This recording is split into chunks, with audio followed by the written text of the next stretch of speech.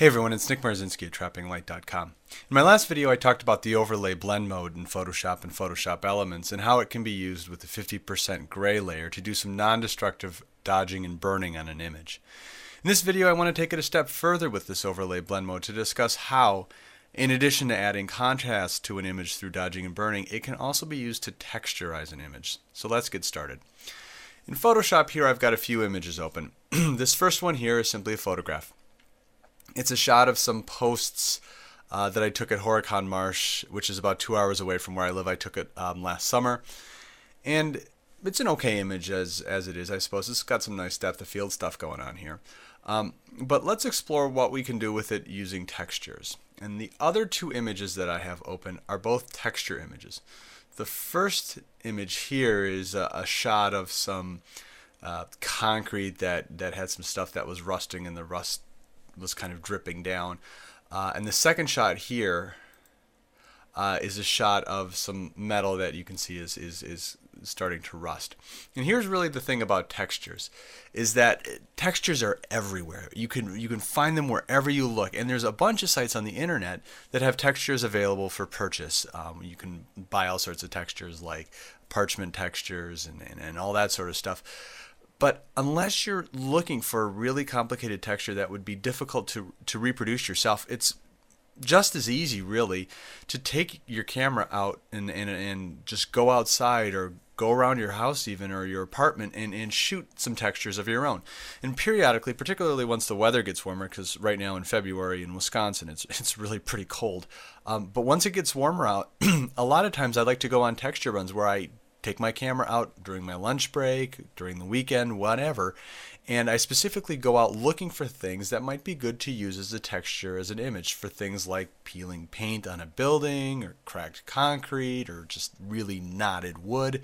The world's just full of textures, and after I shoot these textures, I save them in my computer in their own folder, so that whenever I think an image needs a texture, all I have to do is just simply head over to my textures folder, and I've got a small library of textures that I can choose from. So for example, if I hop right over here into Lightroom and go into my library module, right here I've got my textures folder open, and there's a bunch of different textures that I've gotten here of just all sorts of different images that I can use when I'm looking for a texture that I think would work well in my image.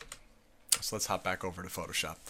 So now we've got our images. We've got this image, the photograph, as well as the two texture images. And what I need to do at this point is to get my texture image and add it to my photograph, my photo image, as a new layer. And there's really a few different ways to do that. The way that I typically do it is to grab my texture layer, drag it off. So now here I've got a texture layer here, and my photograph here. If I'm selected on the texture layer, you can see in my layers palette that it shows the texture layer. If I click over here, it shows my photograph in the layers palette. So with the texture image selected, so I've got my texture image here in my layers palette, I grab this layer and simply drag it right onto my image, and that adds the texture as a new layer on my background. So that's one way to do it. A second way to do it is to select the Move tool, so you'd press V on your keyboard and click on this texture image and hold down the Shift key and then drag it right onto your other image like that. So there's no right or wrong way to do it. I personally prefer to use the dragging off the layers palette. I don't have to remember to hold down the Shift key, but it's really a matter of personal preference. Okay, so with that done, I'm going to just simply move this over, get it out of the way. So now I've got the texture and I've got it on top of my background layer.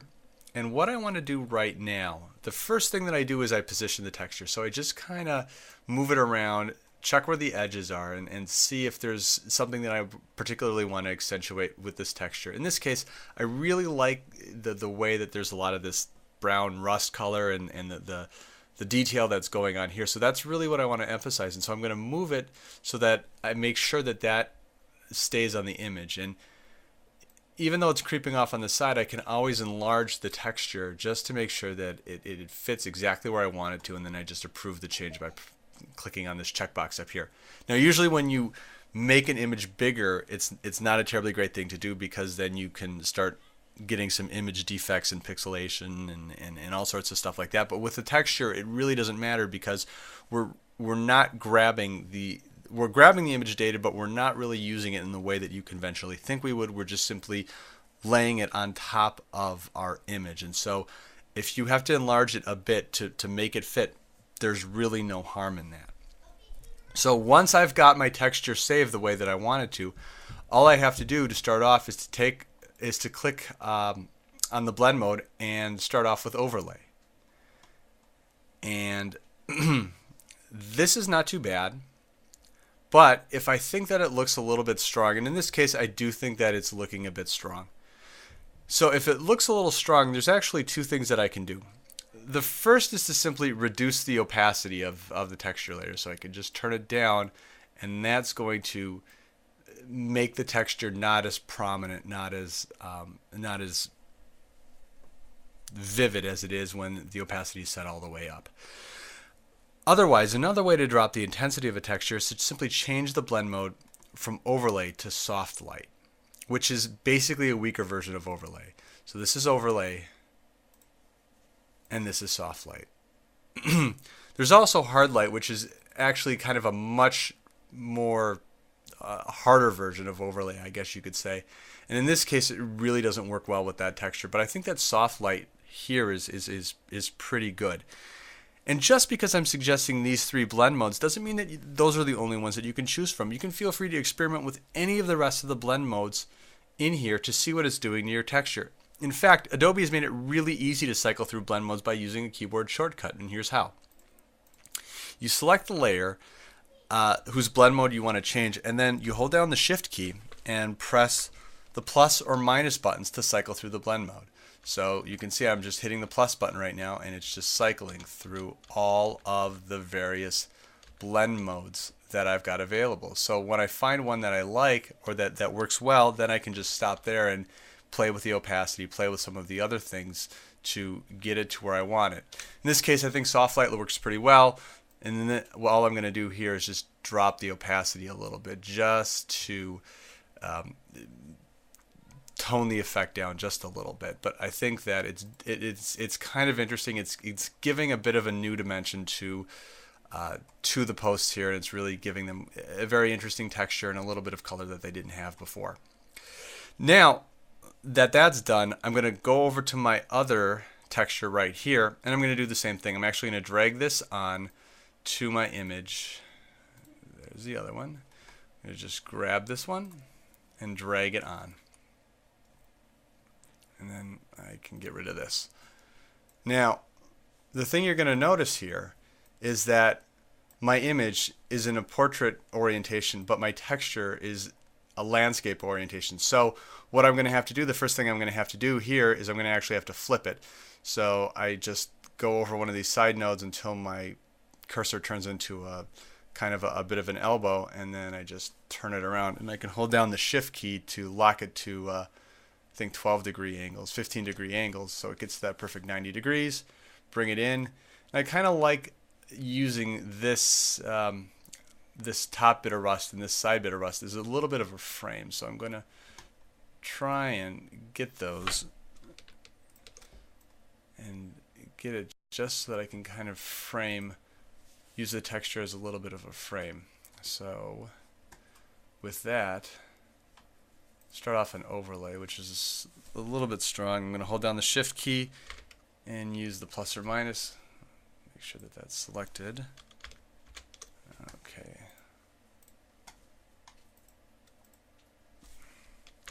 There we go. Okay. And actually,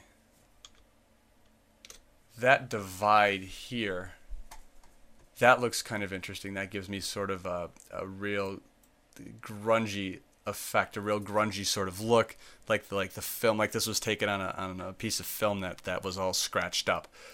So I'm going to drop the opacity of that a little bit. The only problem that I'm having here is that it's introducing some sort of blue, which I really don't like that much. But that's easy to fix. In this case, what I can do is I can use an adjustment layer to deal with that. So I'll just come over to the bottom where I've got my add new adjustment layer. I'm going to choose, I can choose a gradient map adjustment layer. And then I'm going to click on the gradient and I'm going to choose this black-white, which is going to completely desaturate it. The other thing that I'm going to do, because I don't necessarily want to desaturate the entire image, I like that this lower texture that we're using adds a little bit of color to it. But with this gradient map, it strips all the color away. I'm going to take the gradient map and I'm going to clip it to this second texture by pressing Control Alt and G, or if you're using a Mac, it would be Command Option G, and that creates a clipping mask so that this gradient map adjustment layer is only affecting this second texture layer. Now that I've done that, one of the other things that I can do, now that I've got my gradient map selected, is I can actually change the blend mode on this. So in this case, overlay doesn't really work that well. Screen is kind of interesting. Maybe lighten. Well, let's just go through the blend modes again and see. Oh, come on.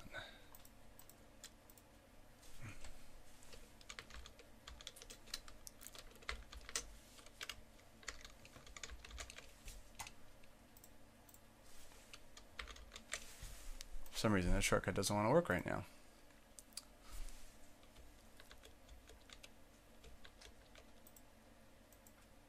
No, difference isn't that interesting. Maybe something like multiply. Multiply is kind of interesting. And then maybe I'll take down the opacity of the layer below it to drop kind of the intensity of the scratches.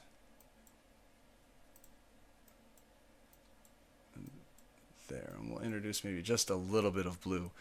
So there you go in terms of using textures. It's just simply adding a texture on top of a background layer and then choosing the blend mode that works well with that, and then adjusting the opacity to taste. And if you need to do color changes or brightness changes to your textures, the way to do that is with an adjustment layer that you then clip onto your textures. And so there's really a lot of flexibility that you've got in being able to make interesting changes to your images using textures, using blend modes, and all that sort of thing. And that's where I'm really going to leave it today.